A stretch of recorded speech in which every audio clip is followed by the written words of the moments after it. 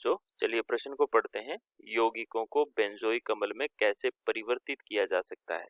और यौगिक हमें दे रखा है फेनिल एथिल स्टाइरीन। मुख्य अवधारणा देख लेते हैं। मुख्य अवधारणा क्या होगी कि जो भी हमें यौगिक दे रखा है उस यौगिक से हमें अम्ल यानी कि कार्बोक्सिलिक अम्ल का निर्माण करना है।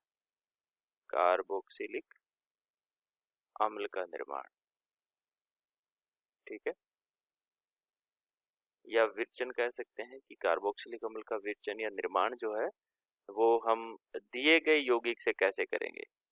हमारे पास नाम दे रखा है फेनिल एथीन स्टाइरीन। हम इसकी संरचना बनाते हैं तो एक बेंजीन वलय और बेंजीन वलय के ऊपर एथीन समूह CH द्विबंध CH2, इसको हम या तो स्टाइरीन कहते हैं और इसका IUPAC नाम क्या हो जाता है, फेनिल एथीन, ठीक है, फेनिल एथीन, ठीक है।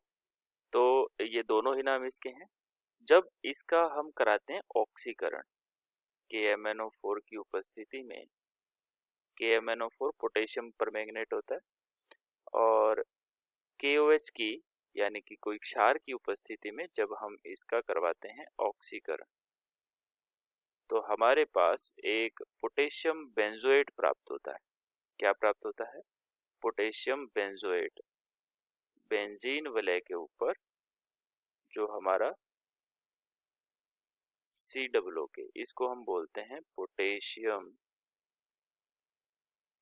बेंजोएट,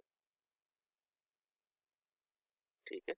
पोटेशियम बेंजोएट का फिर से अगर हम अम्लीय जल अपघटन करवाएं, अम्लीय जल अपघटन, तो ये बन जाता है बेंजोइक अम्ल में। यहाँ पर जो पोटेशियम, ये परमाणु पोटेशियम K है, ये हट जाता है और यहाँ पर H लग जाता है। हमने K लगा दिया, H लग जाता है, तो यहाँ पर क्या है, ये COOH, इसका नाम होता है बेंजोइक अम्ल।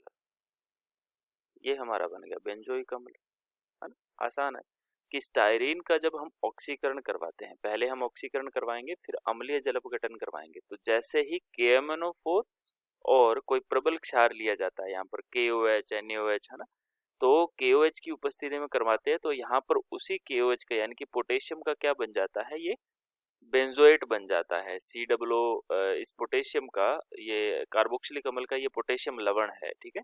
कार्बोक्सिलिक अम्ल का पोटेशियम लवण बन जाता है। ये पहले लवण बनता है, फिर इसका अम्लीय जल अपघटन करवाते हैं तो फिर ये अम्ल बनता है COOH, ठीक है। तो आशा करते हैं आपको समझ आया होगा। धन्यवाद।